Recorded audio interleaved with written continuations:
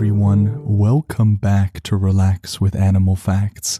I am Stef Wolfe, and today I am going to be learning with you about our furry, scaly, or possibly even slimy friends. And in today's case, it is definitely going to be a furry friend of ours because we are covering the oh-so-wonderful donkey. This, of course, is a very special listener episode dedicated to Tina, Gary, and Ira. Thank you for taking the time to request this magnificent creature, and I look forward to learning about them with you. If you have an animal request of your own, you can send it in by going to relaxwithanimalfacts.com and going to the Animal Request tab.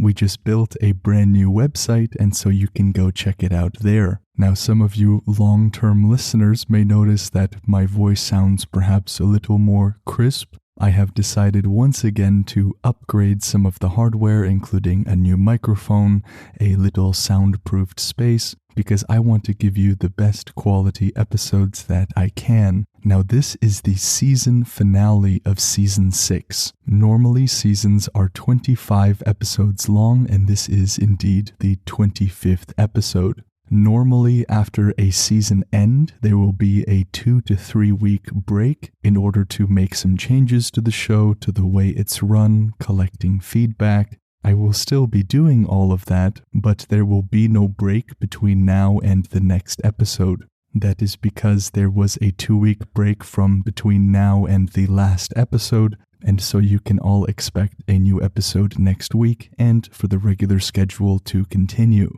If you don't already follow the Instagram Relax with Animal Facts, I encourage you to do so, because on the next episode we are going to be going over a Q&A and some feedback for the show, and so to contribute to that, I'm going to be doing all of that polling and stuff like that on that Instagram. If you would like more Relax with Animal Facts, and the ability to vote on new episodes once a month, you can do so by going to patreon.com/relaxwithanimalfacts. There has been a hiatus over the past 2 weeks, but we are returning to a normal uploading schedule now. The wildlife ambiance used in this episode is courtesy of George Vlad. I have left his YouTube and his website in the description below, and I encourage all of you to go check him out. And now we are going to begin to wind down a little bit. If you are a new listener, just know that the intros are not usually this long, but I welcome you, and I welcome you with open arms. If you are a long-time listener, you know what I am going to be asking of you.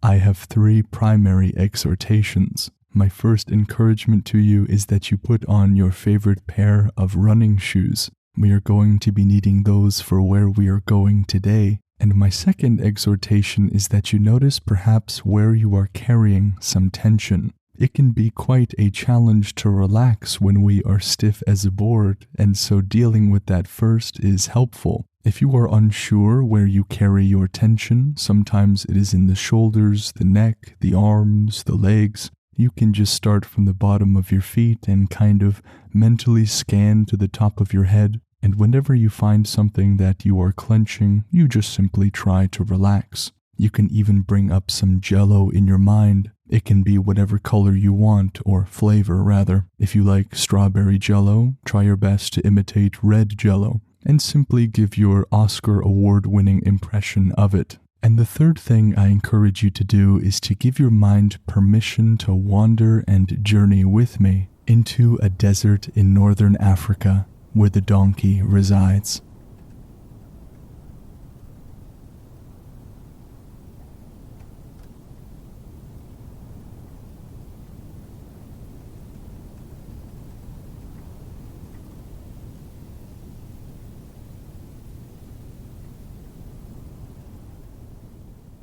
Like I always mention, our world is a very musical place. It is difficult to find a single square inch of this planet in which there is not something chirping, in which there is not something blowing in the breeze. And here, in a habitat of the wild donkey, the instruments here are primarily wind and percussion. The millions of granules of sand dip and tumble over one another, being blown by the breeze, and it makes for a very subtle but relaxing kind of environment.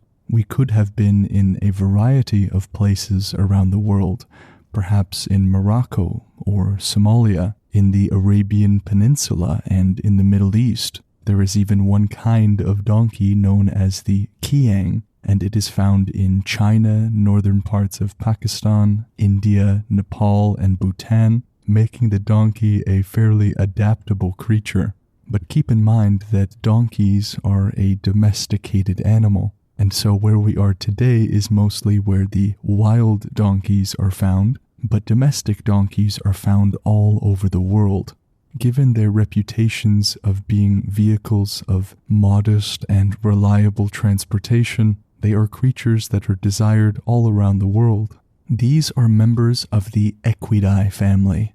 This family includes other familiar species like horses and zebras, but the donkeys are different in the fact that they have long, floppy ears and will tend to be more compact and stocky in comparison to zebras or horses. They are called a beast of burden. This basically means a creature that carries loads. We have attestation of their close companionship with humans reaching back 5,000 to 6,000 years ago.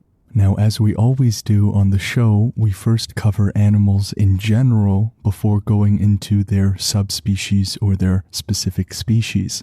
There are a wide variation of donkeys that will result in different colorations, different sizes, and of course different habitats and locations. There is a Sicilian donkey, for example, that weighs from between 250 to 400 pounds, 113 to 181 kilograms, but compare that to the average-sized American mammoth jackstock donkey. Now that's a name. This specific donkey will weigh 1,200 pounds on average, about 544 kilograms. Frequently, donkeys will be found in parts of the world where horses have trouble surviving. Donkeys are a little bit more adaptable to their environments, or perhaps a little bit more rugged or rough around the edges. But here on Relax with Animal Facts, you all know that I love those creatures that are the most ordinary. We root for the proverbial little guys of the animal kingdom. As people, we are often drawn to the exotic or the extravagant. It seems to me a human curse is that we take those things which are most ordinary, most common, and we take those things for granted. We love that which is new, desiring to replace the old, but yet look at the humble donkey, perhaps a true definition of man's best friend by means of helping people travel for thousands of years, being our riding partners through deserts and savannas, through thick and thin, and as we'll learn, they have some special characteristics that perhaps you never knew. You may have also heard the donkey being referred to as a burro. Now, normally, burro is pronounced with rolling R's, as it is a Spanish word. For risk of perhaps waking people up, I will not roll my R's. But even in the southwestern United States, the term burro is widely used and interchangeable with donkey. The three main kinds of donkeys are wild, feral, and domesticated. We are dealing with the wild donkeys today. In this part of the world, it can get quite hot, and donkeys will normally rest during that time. They will mostly be active during the early mornings and the evenings, in which they graze and travel around with their herd. Donkeys are grazers, which means that they typically enjoy eating grass. They also like to eat shrubs and other desert plants, but they have an interesting, or maybe unintuitive for us, way of eating grass.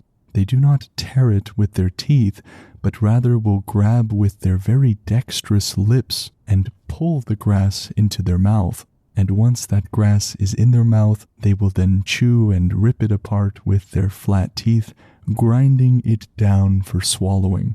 And a donkey will do this over and over again, ultimately pulling out with their lips as much as 6,000 pounds of food per year, about 2,700 kilograms. In the case of feral donkeys that are almost nomadic creatures, in the case that they move around, They will traverse various habitats. It can be of concern to the environment as they can just travel through and take food from local animals. But that is not as much the case for the wild donkeys. And many people know the donkey for their characteristic vocalization. What other animal sounds like a donkey? The scientific term for their specific sound is braying.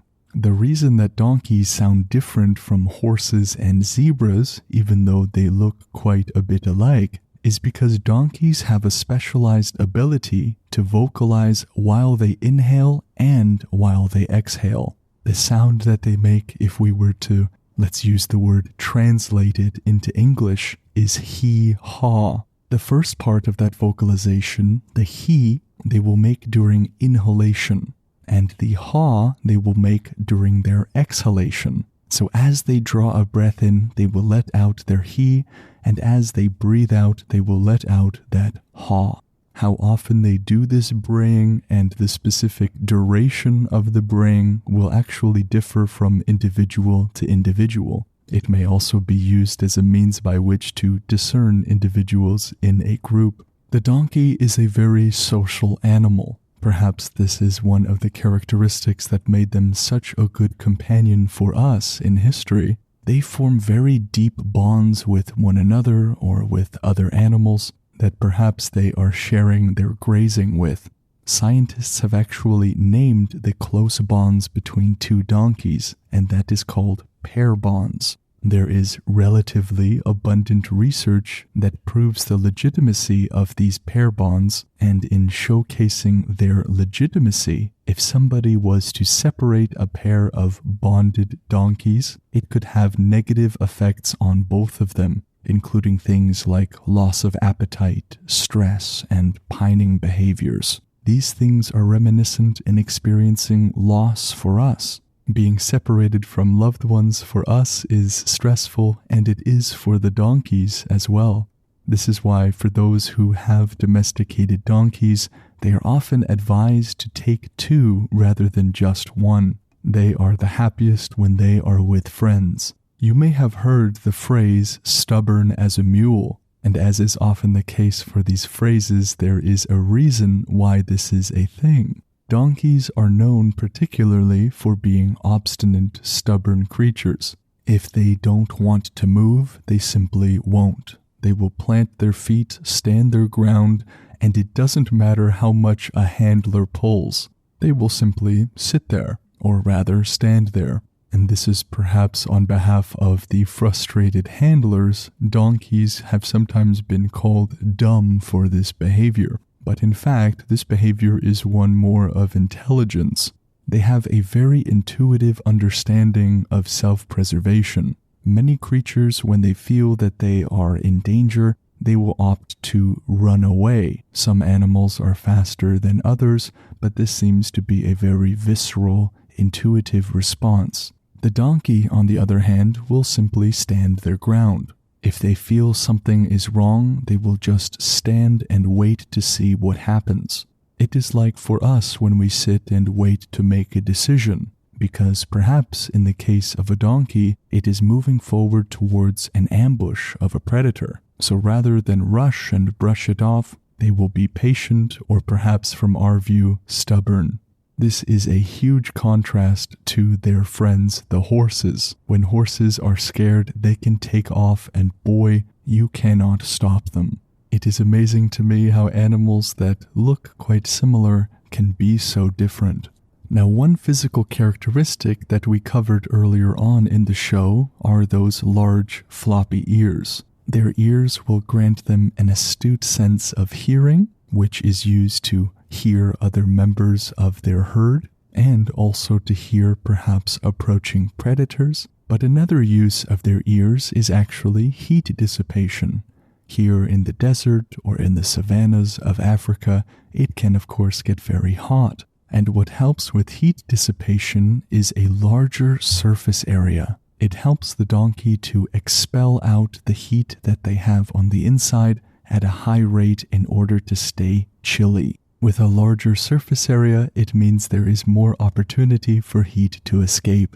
Now I think maybe in the new season it would be great to cover a story, a true story about a creature that we are covering. And so let's cover a true story about a donkey in history. In the First World War, which took place from between 1914 to 1918, the British Army promoted a donkey to the rank of sergeant. This donkey was named Jimmy, and Jimmy was born actually in the trenches of the battlefield. The troops of the Cameronian Scottish Rifles actually raised this donkey, feeding him condensed milk and rations. They even taught Jimmy how to salute by raising one of his hooves. He would join the soldiers in hauling their supplies and raising their spirits. There was even a monument that was put up in his commemoration, and it is mainly in his function of keeping up the British soldiers' spirits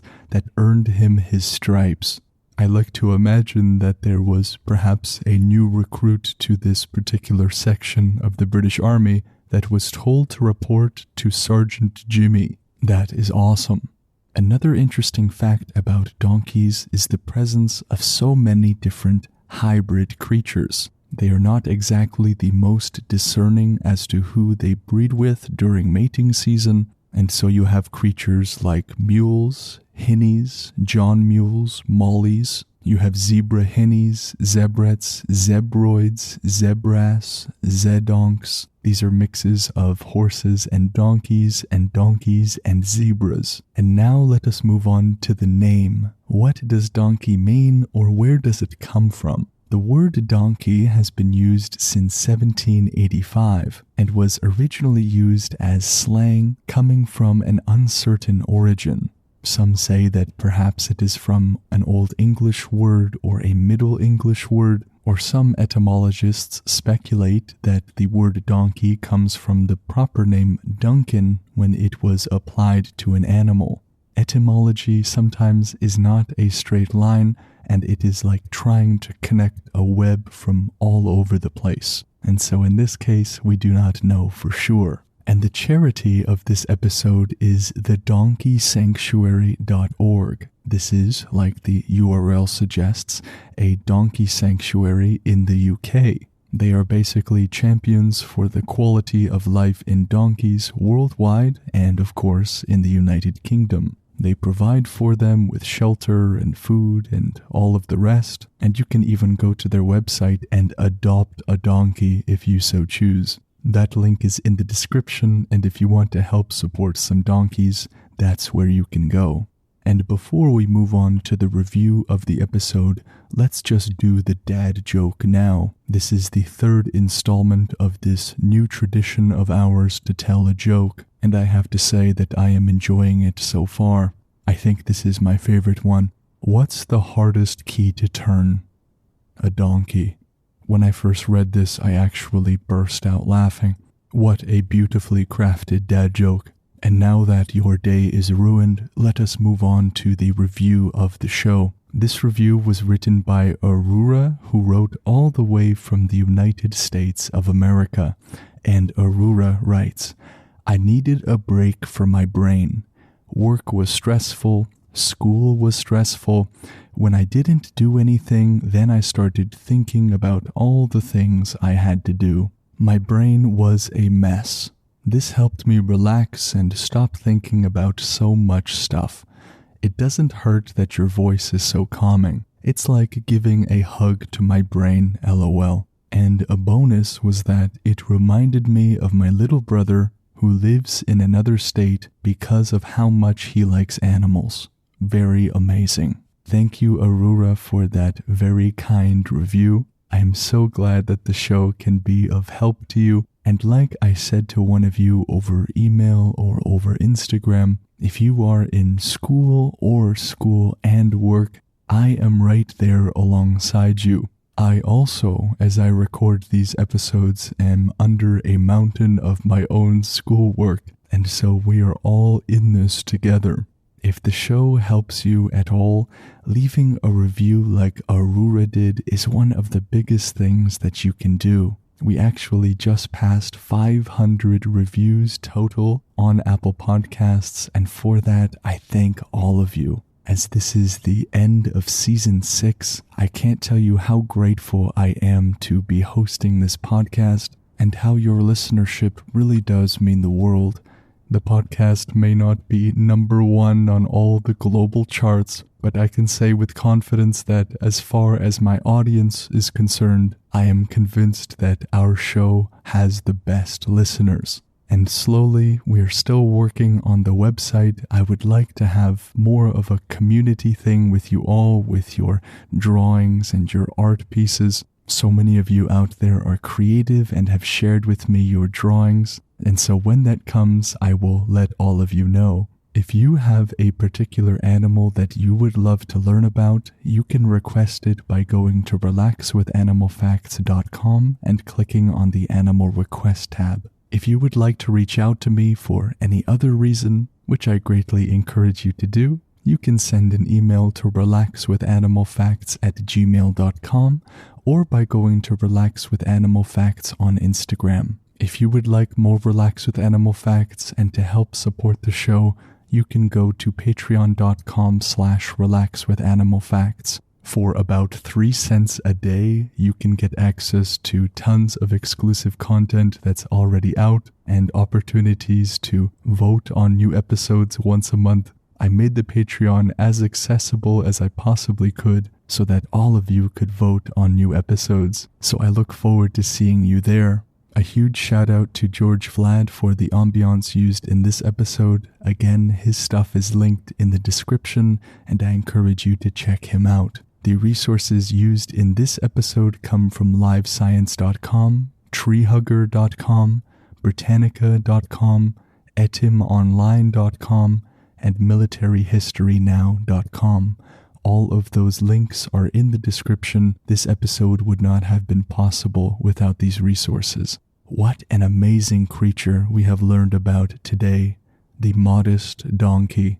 I think a creature that is right next to the dog in terms of being our best friend, at least in a historical sense. I hope you have all enjoyed this episode as much as I have, and I look forward to seeing you on the next episode with the next animal. Take care.